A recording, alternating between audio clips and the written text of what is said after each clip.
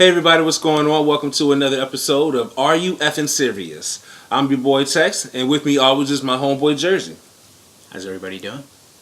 We're going to go ahead and reach out and touch out on some of the topics that we've been discussing this week, things we find very interesting. Some of those things that make you go, are you effing serious?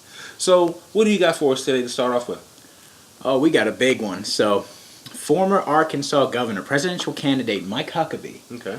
In his new memoir, he talks about the differences between the North and the South. He says the Bubbas, the people in the South, and the Bubbles, the people in the North, they're so different. When he was working at Fox News for 7 years in New York, he said the women up north have some nasty mouths.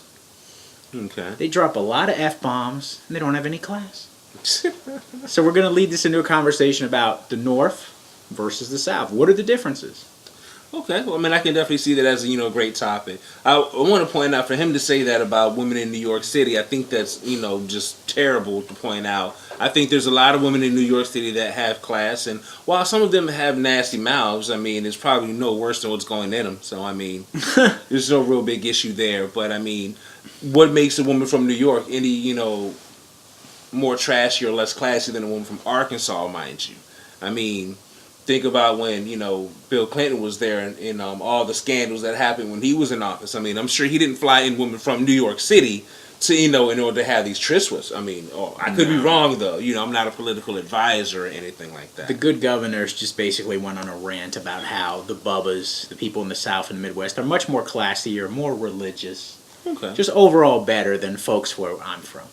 Yeah, that's crazy. And, I'm not saying anybody's better or anybody's worse. I just... Where do you get off saying that? Are women from New York abrasive and harsh? Yes. They can be, but not all of them, though. But then again, you have women in the South that are just the same way. They can be abrasive, they can be harsh, they can be cutthroat, but you also have some that are, nice and sweet. And, and it's anywhere you go. And so it's the matter of, is there a larger concentration of more upfront and forward-speaking people, in the northern area of the United States? You bet your ass there is. Yes.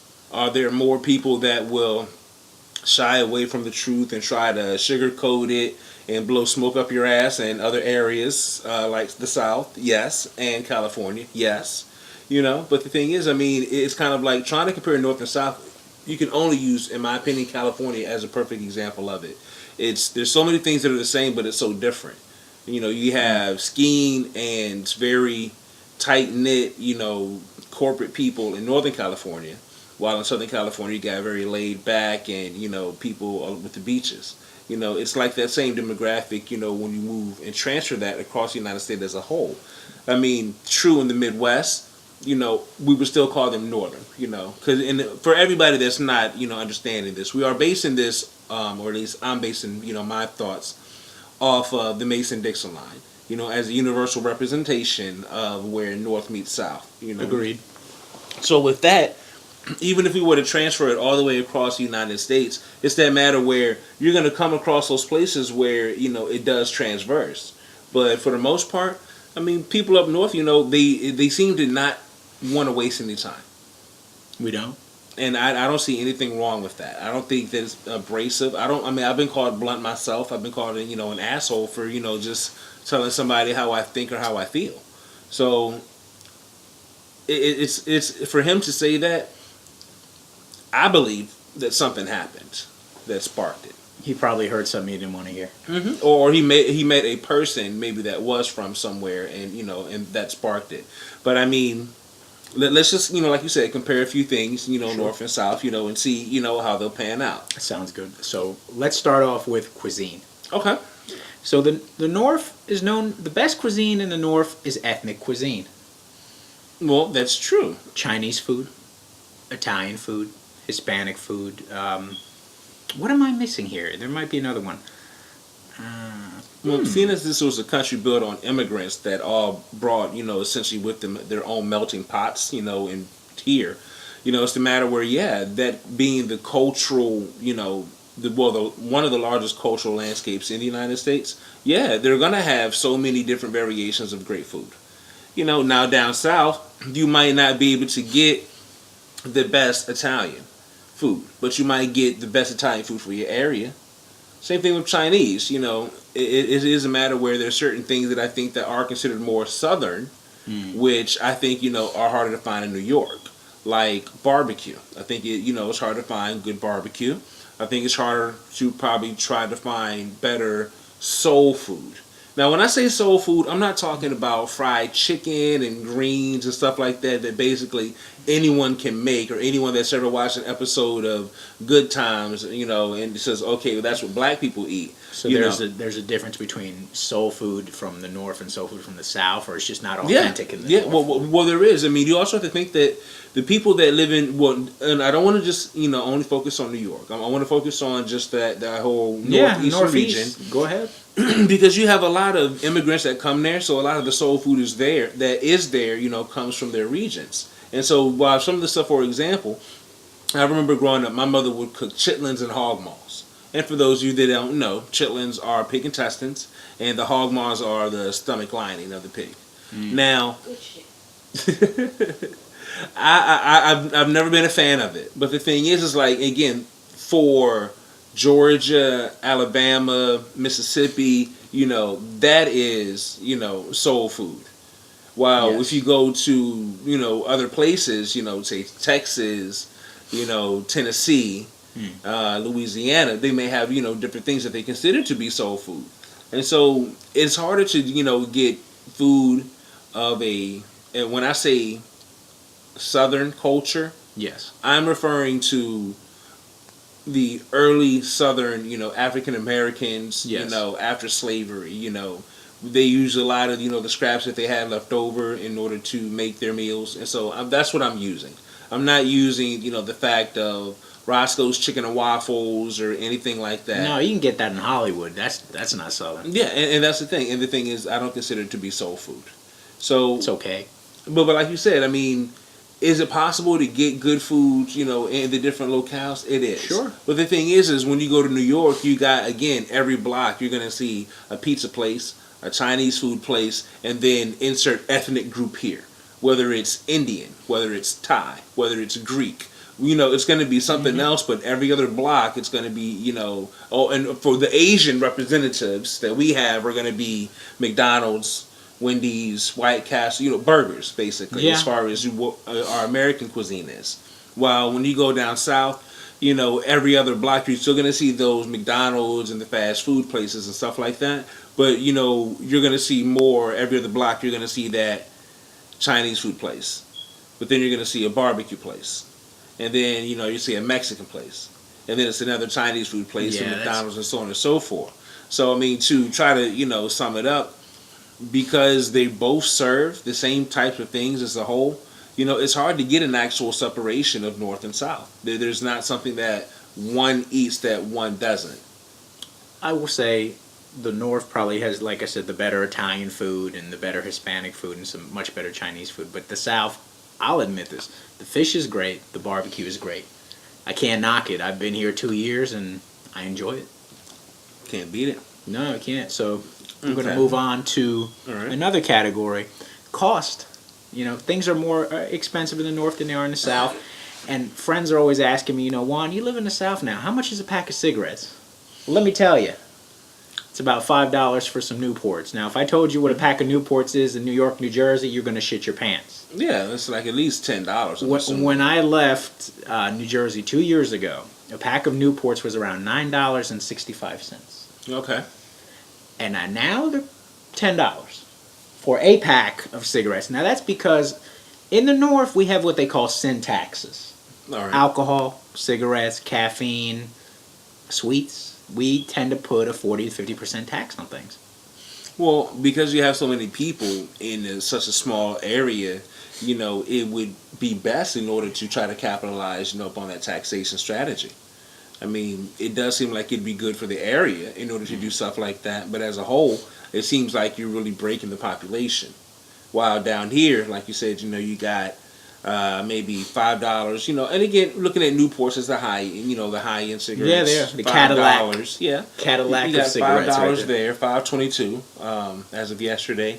You got the Marlboros, coming in, between $4 and $5 through a range because they can make so many different types. But yeah, I mean, cigarettes really aren't that expensive. Liquor, again, it's not so much, a high cost item either, unless you're going for certain exclusive brands. You want to drink Hennessy or you want to drink Belvedere and stuff like that, then yeah, you're going to go ahead and pay, out the nose for it. But as far as cheaper, lower end brands, it's like the one I drink normally. I mean, you can get a pint, for a little under $5. Liquor's interesting though because where I grew up, if you grew up in the tri-state area around New York, New Jersey, Philadelphia, the thing is alcohol can only be purchased in a bar or in a liquor store. It's foreign to me to go into a pharmacy or supermarket and see beer. That's against the law where I'm from. I would get locked up for anything like that. And it is weird, especially, and I know that once I started traveling, and again, being able not to buy beer so readily, because being in Virginia, I was used to being able to go to the Winn-Dixie or the Food Lion and pick up a 6-pack, and then when I got to, we'll just say, for example, Hazel Park, Michigan, I wasn't able to do that. And then when I got to California, I was able to, do it, but now I'm able to buy liquor now in the grocery store too. And so it was like, I mean, it's just an amazing situation. Like the advent of wine and liquor stores that I've seen now since I've been back. Because when I left Virginia, again, say 7, 8 years ago, probably been more like 10. But either way, when I left, there was the ABC store, and then you had your grocery stores. You didn't see very many wine stores. But now, since I've been back, I mean, they're all over the place. I mean, and so, alcohol is definitely, making its mark here. But again, it's it's not even, it's apples to oranges when it's compared to, again, the northern areas. Even though they place those restrictions on it, it's just still so much more. Even, and the other side of it is, it's the culture, too, that's perpetrated, Perpetrated. Thank you. Perpetrated. That allows them to make that type of money and also to charge that much, because I know down south, for an example, it's a more of a society where when you go out to celebrate, it's that Thursday, Friday, and Saturday. While up north, because you do have clubs and bars that are open longer hours and there's more of them, that stay open later. It's a situation where you have basically week-long drinkers, that are going out and partying Monday, Tuesday, Wednesday, Thursday, Friday, and Saturday, and even Sunday. And so I think that's another thing too. I think that the culture that between the cultural differences between these two is also what spurs these differences. I can completely understand because the culture. Up north, we're very blunt. We get to the point. We say what we have to say. Sometimes does that come off rude? Like, for instance, here, I'm the rudest guy you ever want to meet. And back home, they're like, Juan, you're such a sweetheart. Why do people hate you? I'm like, I don't know why they hate me. I just call it like I see it. Right. And folks down here tend to be, they're not confrontational. So if you don't want to go to a place where there's no confrontation, don't move to New York. Yeah. It's super simple. The other side of it too is I think it's the matter of how it's also shown with the media and on the news, because they also like to make it seem that people in these larger cities, and again we're using the Northeast here, to make it seem that they're more educated, they're more stylish, they're more health conscious and things of that nature. Sometimes, while making it seem like people in the South, again are lazy, uneducated. Not health conscious, eating, fried donuts and Twinkies and things of that nature. I mean, if you were to ask the North, what is the problem with the society, a lot of them, are going to point out the basic, things that are wrong. But when it comes down to, the haphazards and the things that, are like part of the issue, like obesity and things like that, people not being properly educated or continuing education, they're going to point that blame towards the South. And if you were to ask the people in the South, well, what's wrong with our country? And again, they're going to point out, those same things, that's going on as the North did. And when I talk about those same things, I'm meaning, just healthcare as a whole, as far as people, being able to receive medical care. Yes. As far as basically just the wage that they're earning. But aside from just the things that affect everyone, because that's the thing people always think about first. When you say, well, what's wrong with the country? The first things they're going to tell you the things that affect them directly, which is normally, I'm not making enough money, I got more bills than I need, and Yeah. I need help. And then after that, they're gonna start pointing out things like if you're not obese, but you're gonna point out well, obesity is a problem. If you're not homeless, you're gonna point out well, homelessness is a problem. And the thing is, down south, homelessness is an issue, but it's not as much of an issue as it is up north. And so again, you're gonna have people up north that are talk about well, homelessness is an issue, while down south, they're going to be blaming the northerners for things. It's interesting that you say that because living here for 2 years, I've seen a lot of people hold up signs. I'm homeless. I'm a vet. I'm having trouble. Back home, honestly, I don't see that a lot because a lot of that panhandling, they call it, has become illegal. I've seen it more here on West Broad than I've seen it in the last 10 years in Atlantic City. Well, and again, this is something that is definitely new as well in this regard because, again, years ago, Yes, there was you did not see that in Richmond, Virginia, in the surrounding area. You did not see people standing out on the signs, no. I can tell you that having recently come from California, where for the first time I saw my first homeless Asian man. Yes, Asian. they exist. Japanese. I can tell you I've never seen a homeless Asian person until I moved to California. Now, again, out there, signs and all that other stuff, they do that. And it's even more so when you see them on the boardwalk, trying to, entertain, make the money. But, Really? they still hold the signs Was up. he playing guitar? No, he was singing.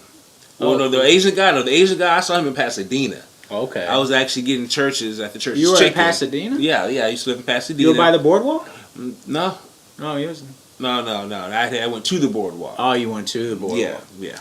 But, and it was just weird. But when I came back to Virginia, I can definitely say that it was like all of a sudden out the woodwork, every major intersection, there's a guy there with a sign. And it's like, it's crazy. It's interesting. It is. And what else we got going here?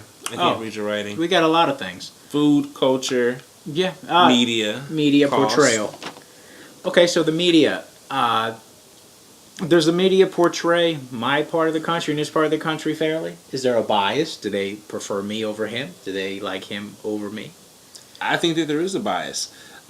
Just in regards to, the programming that's on TV.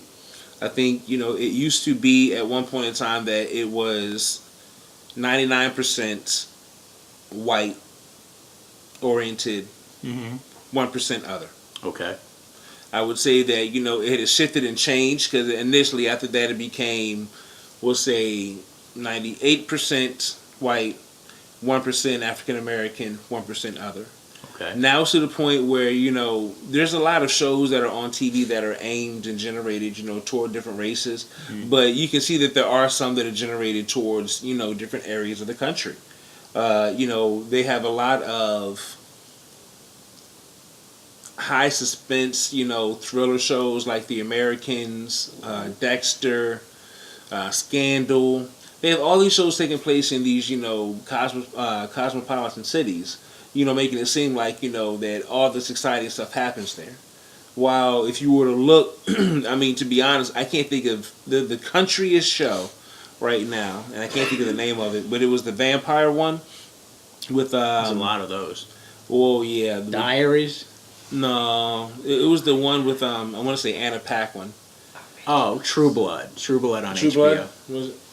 Okay, so yeah, that wasn't like that big city, but it wasn't completely country, but it was close enough. Yeah. And so the thing is like for those shows I've seen, that's where it really tends to get to. It doesn't seem to have that same action-packed quality. And I'm thinking that not since the Dukes of Hazzard has anyone in the media been able to portray country life as being, or Southern life as being, fast-paced or exciting. Southern, I get the difference, but wouldn't, whatchamacallit, there's so many great shows. Miami Vice. Now, Florida's the South, but some people are a little like, well, Florida's not really the South because there's a lot of Hispanics and Jews and much more diverse than it is, say, in Virginia. I have to say, I mean, to be honest, again, geographically speaking, yes, Florida is Southern. But But even though it is located geographically in the southernmost part of the state, again, with the influx of tourists, again, Miami alone, just alone, will make it its own essential little mini New York. I mean, it's that same thing as, with California. With all the different, ethnicities that are mixing there and everything, you really can't have just one or the other. And the thing is, if you go to Miami, you will see how separated it is. I mean, it is a severely. I mean, you got the Dominicans over here, you got the Cubans over here, the Haitians over here, Puerto Ricans over there.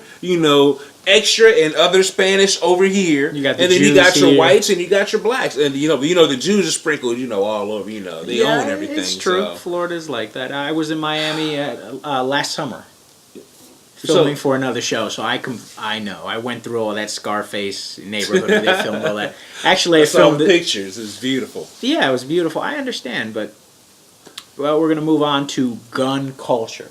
Okay. Now, up north, if you have a gun, if you're not a cop, a soldier, or you're in the mafia, you got a gun, you're in a lot of trouble, buddy. The cops are gonna pull you, and they're gonna say you got a gun. You're gonna do some jail time. Down south, it's a little different. You guys really Second Amendment, and guns are cool, and they're everywhere. So tell me, what do you think? I hate to say it that with the South, they have what is being portrayed and continue to be stereotyped as that good old boy mentality. Mm-hmm. Whereas everybody should own a rifle or a shotgun, if not for protection, for hunting purposes and things of that nature. Mm-hmm. And the thing is, because a lot of people up north, while there are some that do hunt, again, looking towards New York City here, because you have a lot of New Yorkers that don't hunt, it's the matter of, well, what do I need a gun or a rifle or a shotgun for? Fair enough. And so, again, it's because of people like that where, again, you have people in the South that are like, well, hey, you know what? I might go outside and I might see, a bear in my backyard. And I can only attest to that, number one, as far as, I know when I lived in Pennsylvania, I lived in Tobyhanna. And the thing is, where we lived is called Pocono Country Place.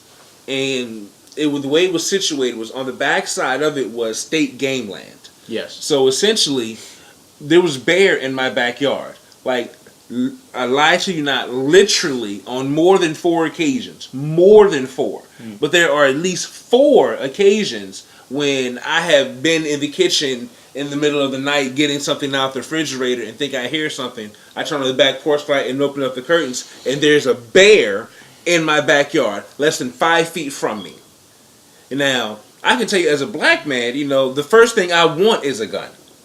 Because the only thing really separating me from this very large animal is this very, thin pane of glass.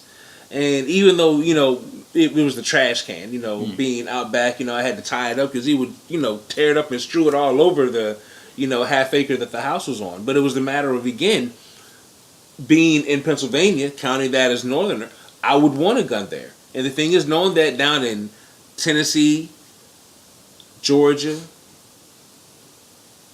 Louisiana, Mississippi, even Missouri, not only bear, you got wolves, say coyotes, wolves, you got all these other large cats, mountain lions, cougars and stuff, bobcats that can do a lot of damage.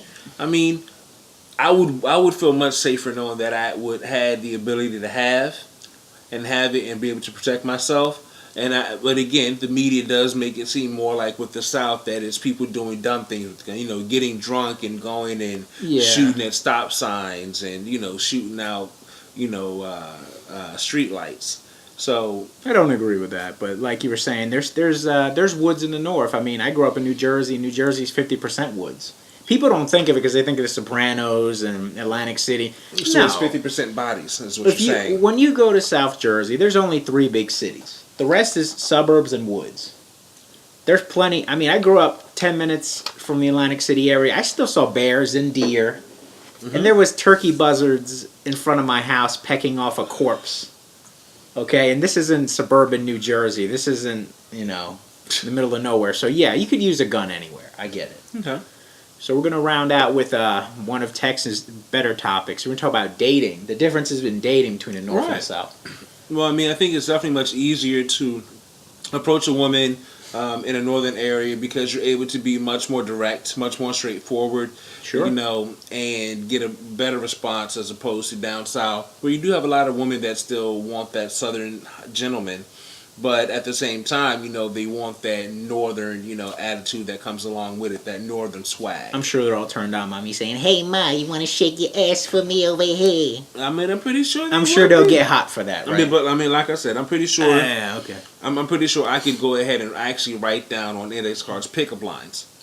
That, and essentially, you could try these pickup lines in the South and try them in the North. And the thing is, if I were to say, "Hey baby, your ass looking really juicy over there. I'd like it sitting on my face. How about you come, talk with me for a minute?"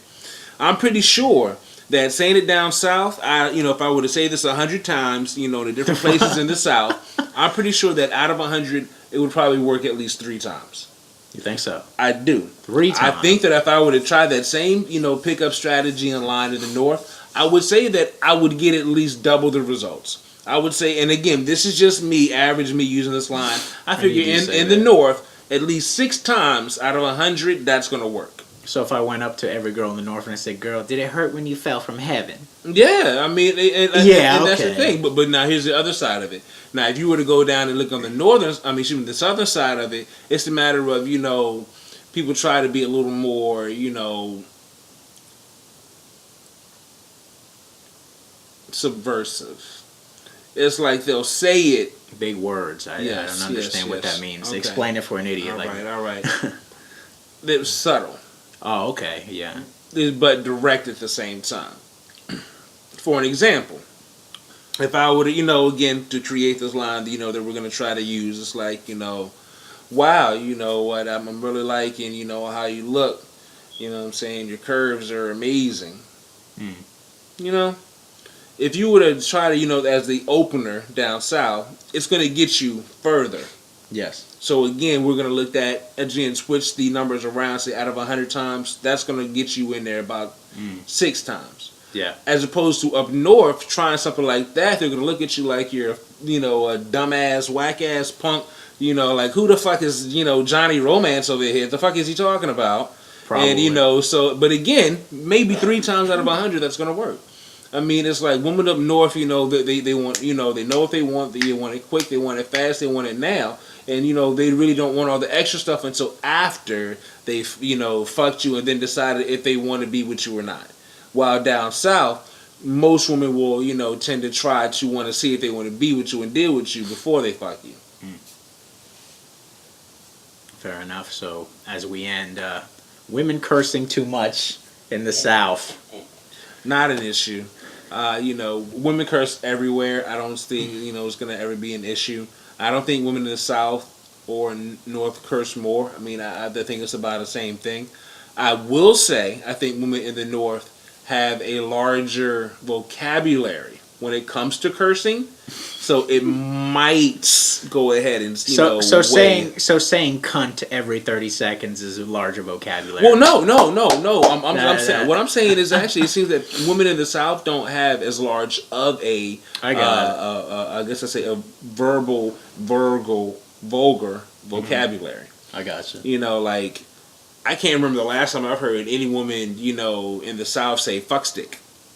I've never heard that before. I can think of at least 3 in the North that have. I mean, it's just, because you have to think about it in the North, So here's the thing.